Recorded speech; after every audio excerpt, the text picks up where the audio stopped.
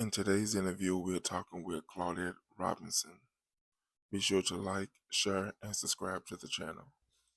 So let's start out, Claudette, by talking about the kinds of music that you grew up with, that you were exposed to and liked when you were when you were a child and a young teenager. Well, probably as a young teenager, I really liked almost every kind of music. In my home, we had gospel, we had jazz, we had classical. My mother listened to some of the opera stars. So there was a little bit of everything that you could imagine in terms of music that was played in our house. Of course, there was rock and roll and there was blues. My mother at one point really, really loved the blues. I thought, why is she playing all those sad songs? Because to me, at that point, the blues all sounded as though they were telling tales of woe. And I didn't realize that it was basically their story, their lives. And as I became a little bit more mature, I recognized that there were really great stories in those songs.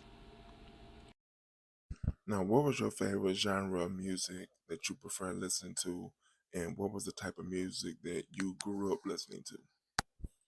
What about go to the title? What about in the church? Was that your first? Tell me about your first experience singing. Well, my first experience actually was when I was 3 years old, and my grandmother and great uncle had me sing in front of the National Baptist Convention in Louisiana. And they stood me up on a box because I was like a little short for people to be able to see me. So that was my very first experience in singing, if you want to call it professional.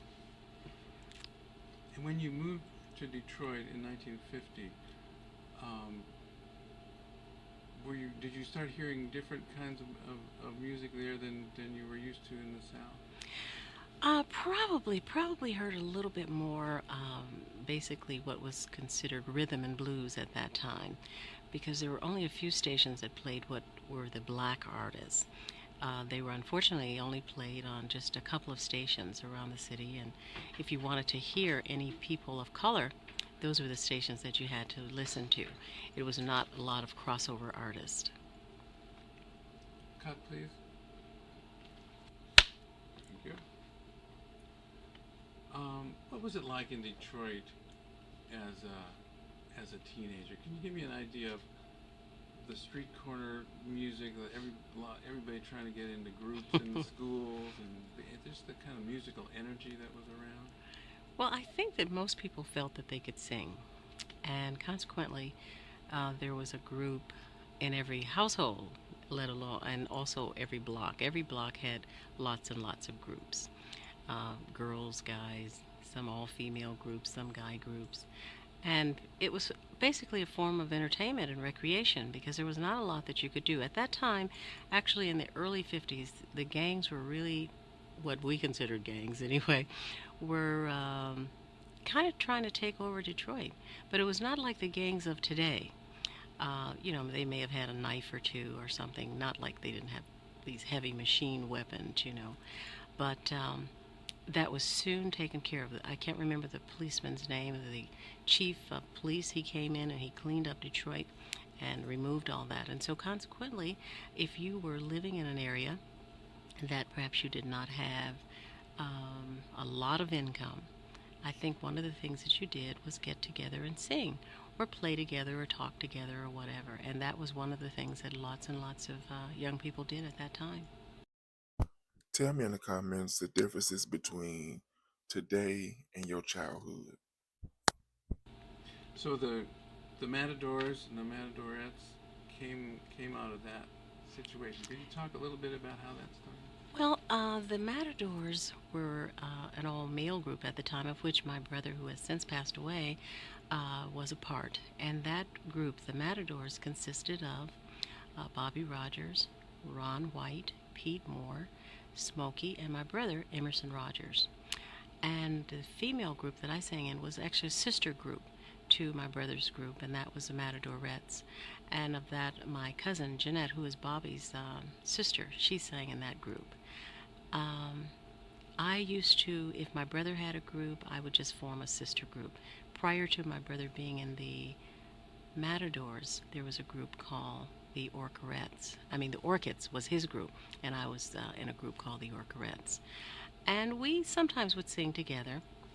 What came about for the Matadors and how I became a part actually of that group of guys, my brother joined the Army, and he was 17 at the time, and he decided that's what he wanted to do was to serve his country. And when he left, many people had heard of the Matadors, and that's how we got the audition. We went to see Nat Turnipole, we met Berry Gordy, and they had asked me, the guys had asked me if I would sing with them. The reason was is that our basement was actually their rehearsal hall. I think it was actually, and I did. I said, "Well, I'll try." I wasn't sure if I could sing with them or not because at that point I was a first soprano, and I wasn't sure if my voice would be low enough for their harmony parts. Well, they said it wouldn't be a problem and we'd try it, so we did. And what after that, after we met Berry Gordy and became a part of that whole scene, um, the group, when we began to record, needed a name other than Matadors because Matadors didn't seem to suit uh, a group that had four guys and one female. And the name The Miracles actually came about with us putting lots and lots of names in a hat. And we just kind of shook it up a little bit, and the name Miracles was the one that came out. And that's how we became The Miracles. Great. Let's change frame, please, and tell me a little bit more detail about the time that the group auditioned for Jackie Wilson's people and you met Berry Gordy. Well, the day that we went to audition, I had on my Marine Corps uniform. I was in the United States Marine Corps Reserves. And I had a meeting that day, and I went over to met them at the rehearsal.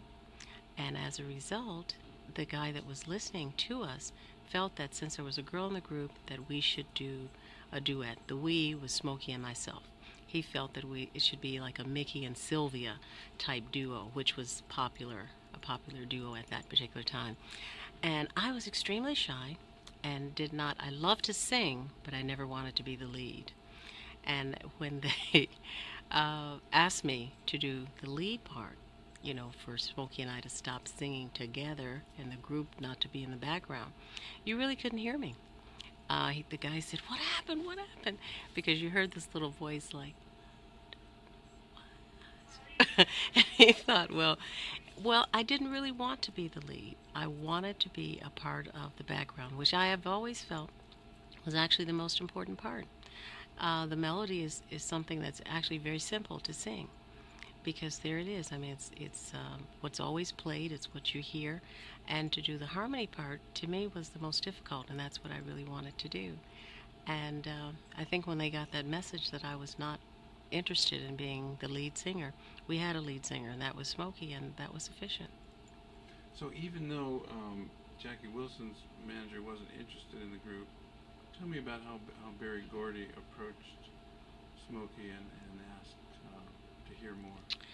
Well, actually, this man, which we weren't sure if he was, how old he was or anything, because he looked very young, he was walking around and he noticed our group, and he came over and talked, and he asked Smokey, "Where'd you get those songs? Are these original songs?" And he said, "Yes, they are." And he said, "Do you have more of those songs?" He said, "Yes." And so he said, "Well, can you show them to me?" Well, he had a little spiral notebook, that you use in school, and it had about 100 songs in it. And he looked over, he said, "This is kind of interesting." So at that point, we really felt that Berry was really only interested in Smokey rather than the group. But I guess that wasn't so, as it's told in Berry's book. He was really interested in the girl. But he called and asked if I was dating anyone and was I in love and who was the person, and I gave him all those answers. I said yes, yes, and the person is smoking. He said, "Oh, that's nice," and he hung up the phone, even though I never knew that that was going to be something that he emphasized in his book, but it is in his book, and it does say that he talked to Smokey about it because Smokey was just telling him, "Oh God, I'm just so excited that you're looking at our group and that you're doing so much for us." And he said, "Well, I have to really confess, really wasn't you. It was Claudette. And he said, "Oh, yeah, she told me about that." Because, when you're young, you tell everything. I mean, absolutely everything. Well, what was your impression of Berry Gordy? He must have been in his late 20s, 28 years old or so then. Did he strike you as a very strong person, or what was the striking thing? Well, I think when I first saw Barry, I didn't pay any real attention to him. Smokey was the one actually who knew who Barry was. He knew the name by listening. I shouldn't say listening. He was looking at the all the record labels. Smokey was the kind of person that would look to see who was the writer of these songs that were being played, and that's how he knew who Barry was. I did not know. I just thought he was someone in the studio just walking around. So he didn't really strike me as either strong or weak, or he was just seemingly a very nice guy. I didn't know exactly what he did or actually what his purpose was for being in the studio until later. Later, I found out. Tell me then next about the first song you cut for Barry. Don't tell him yet, though. We're gonna change.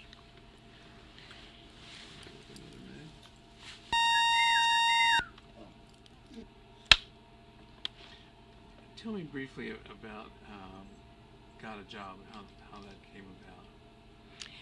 Well, Got a Job actually was written by Smokey, and it was actually an answer song to the tune Get a Job. And that was really a popular song at the time.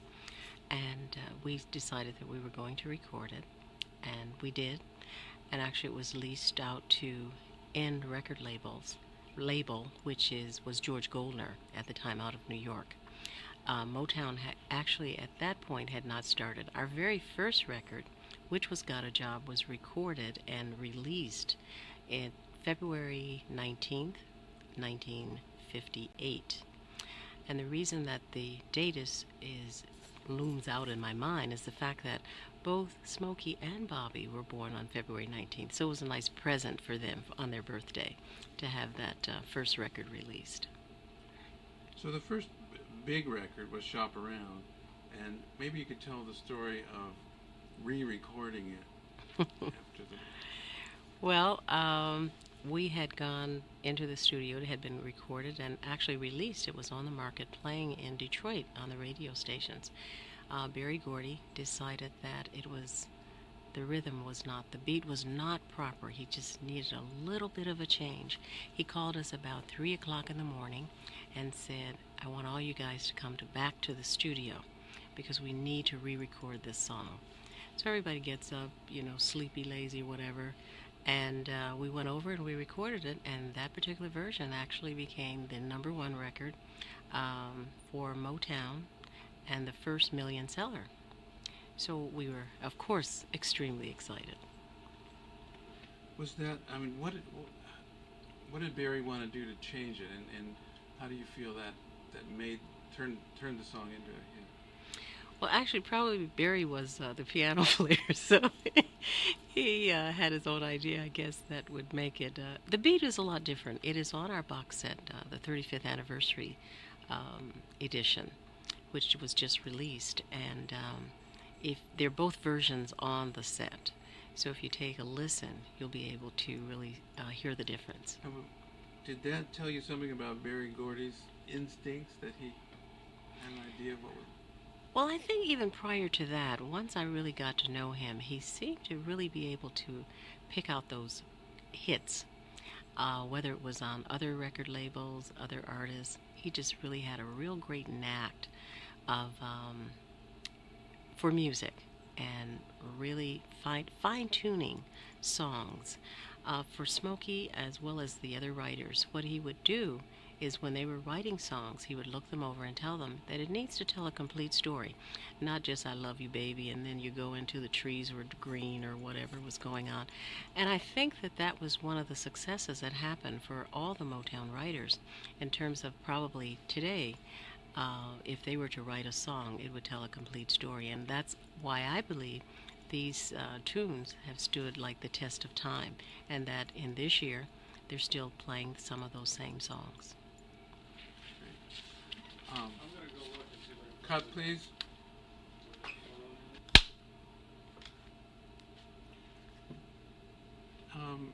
let's talk about when the Miracles played the Apollo. Now that must have been in '62 when you went back with the Motown Review. That must have felt good coming back from the other experience earlier. Maybe you could tell about both of those. Well, the very first experience that we had at the Apollo, um, we had no real arrangements. All we really had were lead sheets. And I think we almost didn't get an opportunity to even play that particular date because the musicians were really very unhappy that we did not have arrangements, just, lead sheets, just chords. And what happened was Ray Charles happened to be playing there. And he said, "What's the problem?" He could understand that something was going on when we were trying to rehearse, and the guys were like mumbling, rumbling, grumbling, I don't want to do it. And he said to Smokey, "Come over here and let me hear what you're doing." And so Smokey started singing, the group joined in, and he was listening to him. And what he did is he had one of his sidemen sit down and write out an arrangement for us so that we could be able to play the date, because otherwise the guys were not going to play. And our act, though, as I view it today, was really probably amusing. What we did is we thought we had a real great routine. They'd say, "And now the Apollo presents the miracles." And three would come from one side and two would come from the other side. And by the time we'd meet in the center, we would stand and clap for about the next 18 bars. Well, that was actually our routine. We had practiced that over and over again, not recognizing that that was actually taking a tremendous amount of time. That in that time we probably could have finished a song and been off the stage and someone else could have been on. So we learned a lot. Also, Jerry Butler was there and he was showing us how we should hold our hands in terms of when you're singing, not to just say wah, to just kind of be more graceful, pull them in, whatever. And so I look at them and I credit them a lot for what happened, with us at that time. Ray Charles probably is, I don't know if he even knows how much we, over the years, have really and truly appreciated what he did for us at that time, because had he not done that, I don't know if the Miracles would have had another opportunity. But when you went back with the Motown Review in '62, that was a very different experience. Had you? Battery, Cut- please. Thank you.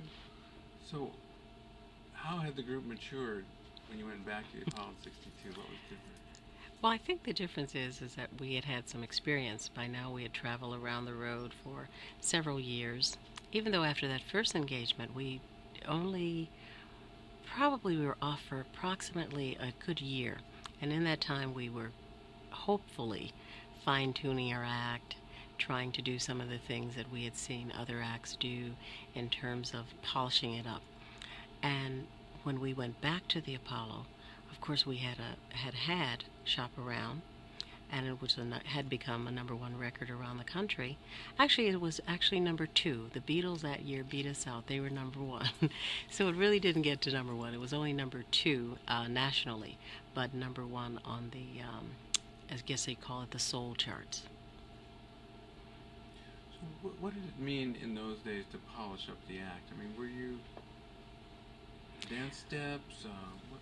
I think a little bit of everything. I think what you do is make sure that your sound was proper, that everyone was blending, that, especially as far as the background, that we didn't overshadow the lead singer, that we were singing so loud or getting so carried away until you couldn't hear him. So we tried to have a balance where you could hear both the group and the lead singer, because, of course, the lead singer does carry the melody, and that is important in terms of someone hearing what they have to say. Now, in those, can you talk a little bit about the spirit of competition within Motown, and what, how did that seem to you? Were you competing with other groups to get songs to do? Was Smokey competing with other writers to get songs out there? For our group, it was a little different than it was for the rest of the acts. Number one, Smokey was a songwriter, and he wrote, at that time, almost, I'd say 99% of our songs. Let me know in the comments, out of all of Motown music, what musicians, which was your favorite? So we really basically worked with Smokey most of the time. And it wasn't the same as it was with other acts who had to get songs from other writers or whatever Barry suggested or whatever. So it was a bit different. The Miracles had been on the road quite a few years before the other acts had even began. So it was like something like we considered ourselves probably the mothers and the mother and father of the rest of the people who were coming in, even though we were all around the same age. But we had had a little bit of experience by getting out there, traveling around the country, meeting other acts that were at this time world renowned, and we had done what was called the Chittling Circuit. We had been at all the theaters by this time. We'd been to the Apollo, which is in New York. We'd been to the Royal, which was in Baltimore. We had been to the Regal, which is in Chicago.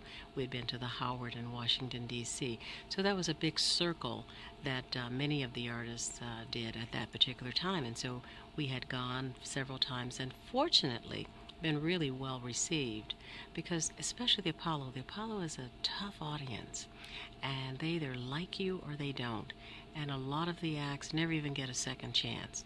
So we felt that it was just a real blessing that we were able to come again, and that each time that we went they just received us really, well.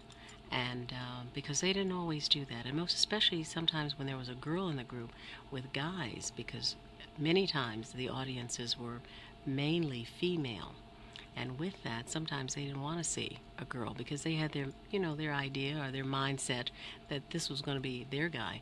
And when they discovered that Smokey and I were married, um, it actually did not hurt the group as everyone thought perhaps that it would. In the film that I've seen of that 62 show at the Apollo, Smokey's really working the audience. He's holding out the microphone for them to sing. I mean, it must Yeah. have been a wonderful feeling to know that your song was that well known. Oh, yeah, it was a great feeling and a wonderful experience as well, because I never felt or never knew that we'd get to that point. I thought that after we had done probably the first time the Apollo and that circuit, that that was going to be it. I really did not think that we were going to have the opportunity because it hadn't happened really before. For people in Detroit, there were many acts, I'm sure, who were much more talented than we were, probably could dance better, sing better, and they hadn't had the opportunity to be able to become what was considered stars. So I didn't know if we would do that either. So it was just a mind-boggling experience, actually. Touched on earlier, you're talking about the writing and the songs be telling a story and how they had lasting power, and that was part of what made Motown so successful. What were some of the other things, and particularly I'm thinking about the musicians, the Funk Brothers, adding to the success of Motown? How important do you think they were? I think that they were probably one of the key Maybe let's just factors. start again, and instead of saying they, maybe you could say the studio musicians, so we'll know who you're talking. Okay. Well, the studio musicians, especially the Funk Brothers, as they term themselves later on, um, were really a key element for the Motown sound, because many times arrangements were actually not written. It was really sort of done in the in-house in the studio. So therefore, when they would come in, they used a lot of their own bass lines. Especially like I know that you probably have heard of James Jamerson. He had an outstanding way of playing the bass, which probably changed the whole way that the industry looked at the bass lines of music and just bass playing in general. Because I think prior to that, they really looked probably at guitars, pianos, the other instruments. But he was absolutely outstanding. Jamerson was just fabulous, wonderful. I'm sorry that he's no longer with us because he was really outstanding, and I wish that some of the accolades that people are giving him today, that he would have, perhaps been able to live long enough to hear them himself. What was he? How can you describe what he did that was different and innovative? Well, in terms of Jamerson's music, first of all, it was the bass line when he began. It just really caught your attention. I mean, it hit you to know that there was something really different happening with this music. He had a way that when he would just start off, just the first three notes, you automatically knew after you had once heard him play that this is it. And it was all basically in his head because I don't even think Jamerson read music. I think he just did it all by ear, just God's natural given talent. So he was one of the lucky few.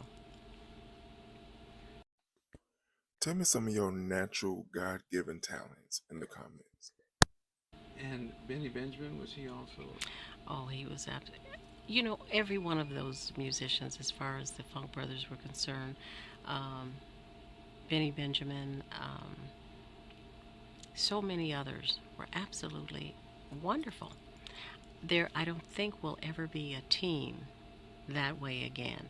Because, in the days that we began, nobody really got paid a lot of money. So people were doing it because they wanted to.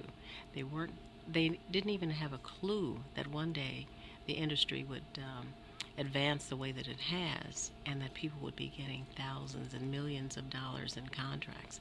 Our very first engagement, we went to the Apollo, we made $750 for the entire week. And that actually was for 6 people because we took Marv Tarplin along, which is was the guitar player, and still plays at this time for Smokey. And out of that money, we had to pay hotel, we had to pay for food, any cleaning that was done, and we also had to join the union because it was our first time around. So we did not we weren't union people, and you couldn't play the date if you did not join the union. So we had to pay a deposit of $25 each, and every date that we went to, there was the man waiting to collect the rest of the money. And in fact, I was looking. I'm writing a book now, and one of the things that I saw were our union cards, our first union cards that somehow I had saved, and so I have one from each place that we worked.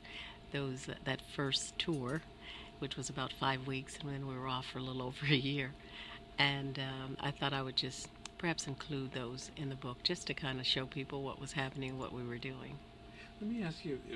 We're talking about the Funk Brothers. In those early days, were the Miracles in the studio with the musicians? Was everybody there together? And was that a kind of energy you don't see today? Yes. In the early days, everybody was in the studio.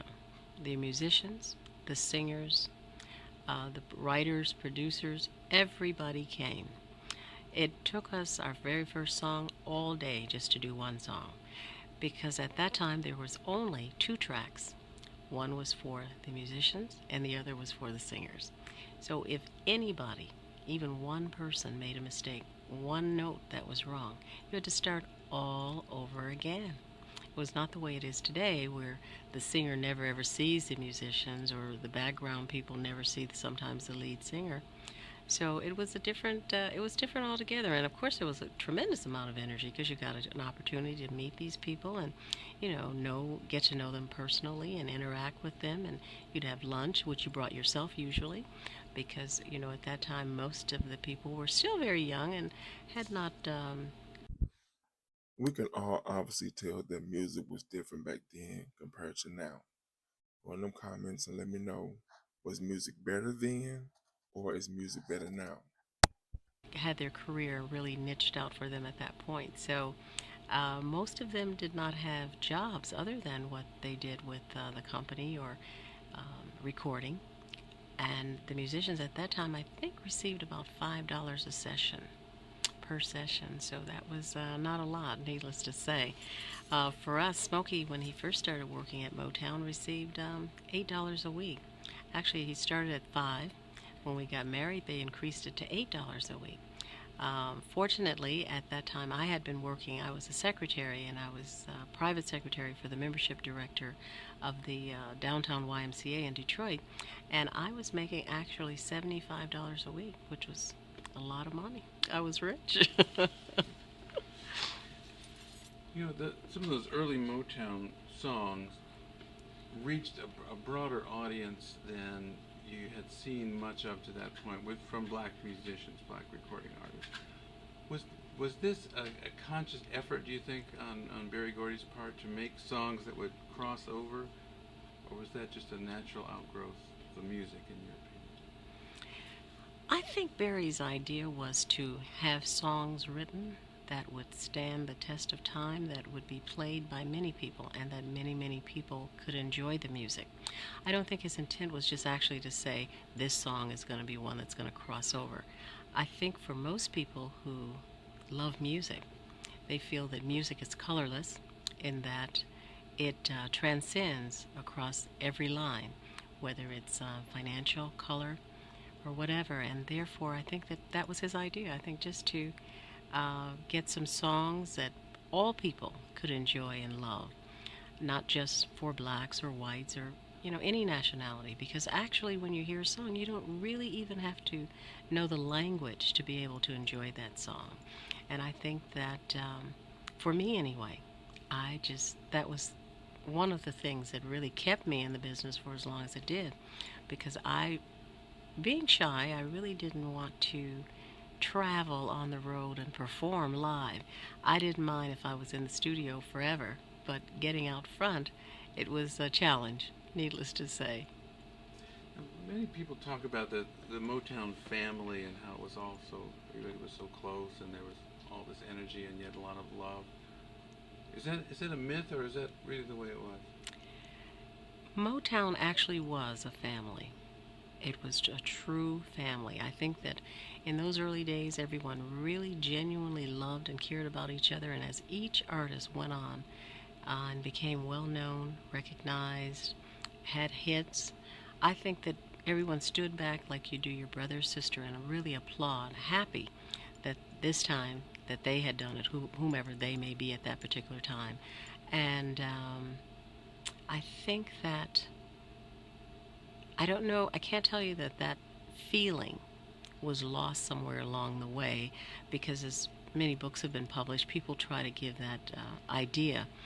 But while I was still at Motown and while I was still recording, everyone genuinely, I believe, truly loved each other. And there was no malice, no jealousies. People were just happy for each other, because it was like, well, now she made it, he made it, and maybe next time it'll be my time.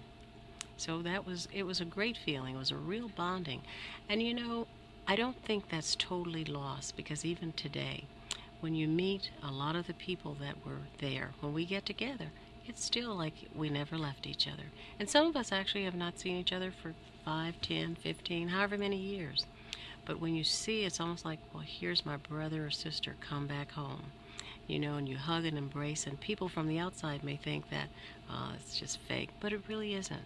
It's genuine. I mean, I think that people really love each other. I think they care and they're concerned about, each other, their future, and what they're doing in their lives. And I think that just that strong beginning of people getting together, that has not been lost. And today, I think that, Mary Wilson, and for Diana, and for Martha Reeves, and the Marvelettes, and all of the ones that I'm speaking of the females at this point. We see each other from time to time for different occasions, and I tell you, it's wonderful. It's actually a wonderful experience. Okay, so do me a favor. I want you to share this video with someone that you haven't seen in quite some time. But every time you get with them, every time y'all are in each other's presence, it's almost as if y'all never left. Let's cut here for a minute. Can I have a little water? I'm getting a little dry here. True.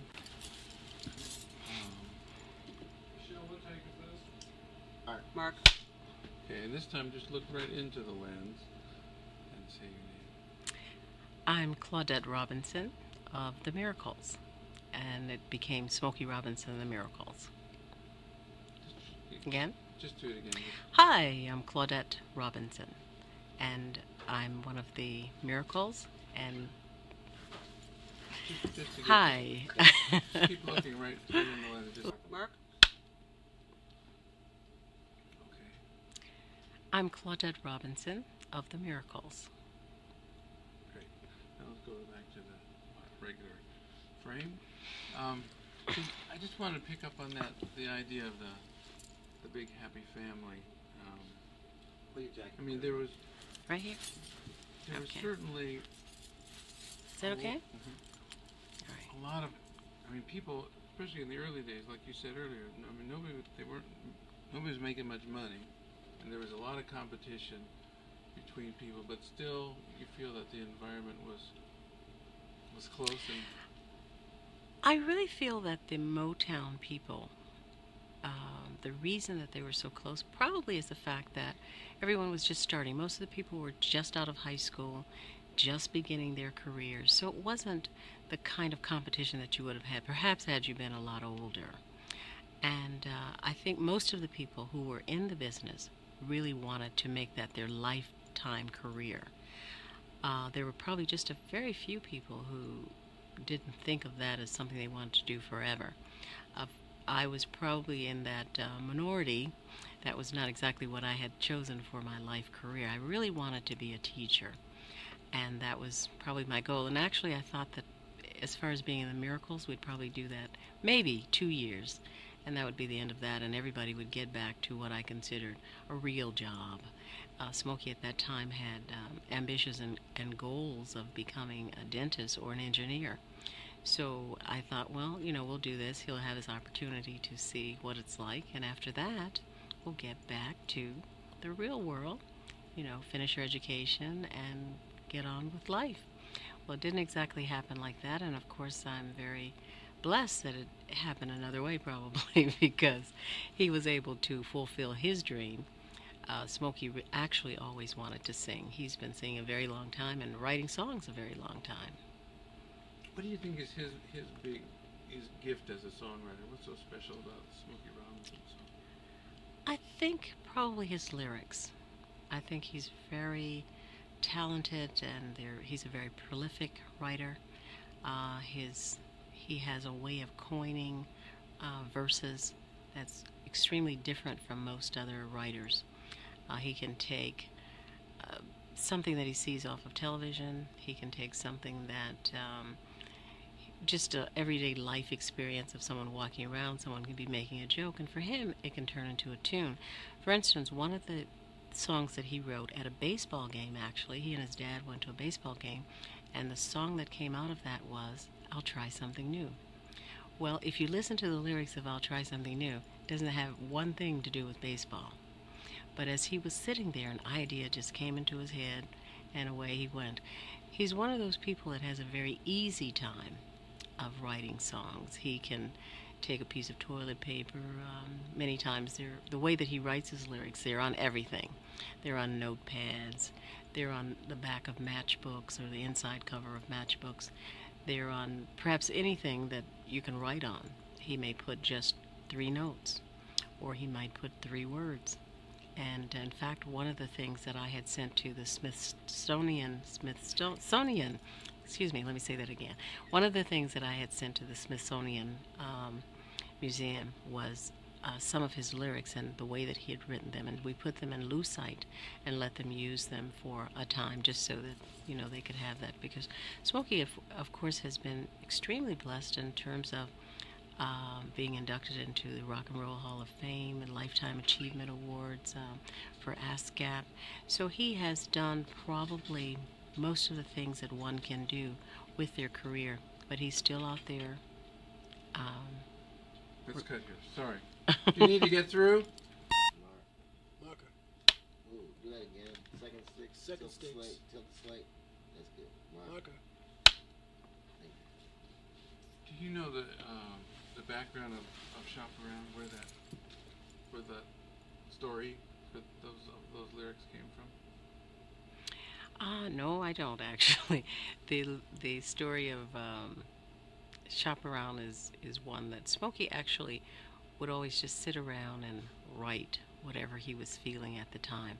I don't know if at the time he had any particular idea in mind, because he was not supposed to be shopping around. He was already married, so whatever clues his mom had given him, it was already too late. Because that song was written probably about a year and a half after we were married. What about the riots in Detroit in '67? Did you at Motown feel that very strongly? Did that really put a damper on the spirit of Motown, do you think? I think that the riots of 67 didn't actually put a damper on Motown per se, but I think that everyone at that time really felt a great concern for our country, where we were heading, what was happening, why was this happening. It was a time probably of just refocusing and finding out exactly where you were in life and what were your goals, what were you planning to do. That was a time also that the Miracles recorded a song called I Care About Detroit. And just trying to let people know that even though this had happened, there was still hope on the other side, and that Detroit was not going to go down, and that we were all going to try to pull together and make it become something that they had not seen before. Did you feel that the spirit around Detroit that fostered the spirit of Motown, kind of a lot of, well, brotherly love and a lot of energy and respect between the races, changed as the 60s went along? Did that become a different situation? I think after the riots, probably a lot of things changed. I think after that, it was a time of people really beginning to pull together, not pulling apart. And that was really like a honeymoon period, so to speak, for a while. And something happened in the interim, because here we are in the 90s, and it's almost as though we've reverted somewhat back to the prior 60 days. Because the 60s were really a time of people really coming together, really caring about each other, really trying to make a difference. I don't think it was a matter of what ethnic group you happen to be from, white, black, whatever. People really seemed to just want to be together. Make sure that I don't think that there was the racial prejudices that seemed to be coming back into the 90s. And the only reason that I'm saying that is that as you watch some of these television programs and you hear about all the hate groups that are forming, it's appalling. I mean, it's absolutely amazing that here we are, almost the turn of the century, the year 2000, and we've reverted back to, I shouldn't say slavery days, but it's gone back instead of progressing. And I think it's a time that we all need to stop and just take a look at what's going on and try to make sure that you're not one of those people that's perpetuating that kind of feeling. Because often people don't realize that perhaps they do have prejudices about different things. Some of it is taught in the home, some of it is taught in the streets, and of course some of it comes from the media, because you hear so much of it and people stereotyping others, not really knowing and recognizing. That reminds me of something I wanted to ask earlier about the tours in the early 60s through the South. Was that an eye-opener for you in terms of the kind of prejudice that you encountered and the segregation that you encountered? The 60s and our first tour going to the South was probably somewhat of an eye-opener, but not as much for me as it was for Smokey and the other guys. I was born in the South. I was born in New Orleans, Louisiana, lived there until I was 8 years old. Of course, when you're very young, you don't often know that prejudices really exist the way that they do. I remember my grandmother taking me to the movie theater, and we sat in the balcony. I considered it a privilege. I thought it's great because when you're a kid, if you can sit in the balcony and you can look down on the people, you're excited. And when we went to the bus and, I'd get on the bus and we had to run to the back, I thought this is great because, seats are much wider in the back than they are in the front. So I thought we were special. I didn't know that it was because we were black that we had to do those things. So, of course, you don't really know. But then after I started growing up and you start hearing stories about many things that were happening in the South, and you say, oh, okay, well, that's why we had to sit in the back. Or, oh, okay, I understand now why we had to sit in the balcony in the movie theater. However, I still think it was the best place to be. But did you have any frightening experiences on that trip? Well, yes, many experiences. One of the things is that as we were traveling through the South, we were shot at. Our bus was actually shot at. Many times when we wanted to get food, they would not allow us to get off the bus. You could gas up, but you could not go into the restaurants, because many of the restaurants you had to go to the back. The restrooms were segregated as well. It was for white women, um, white men, and colored. And colored was anybody other than white men or white women. The water fountains were also segregated. It was a funny thing because I can remember a little child going over to the water fountain that said colored, and they were really disappointed because they thought that colored water was going to come out of the out of the faucet rather than just regular water.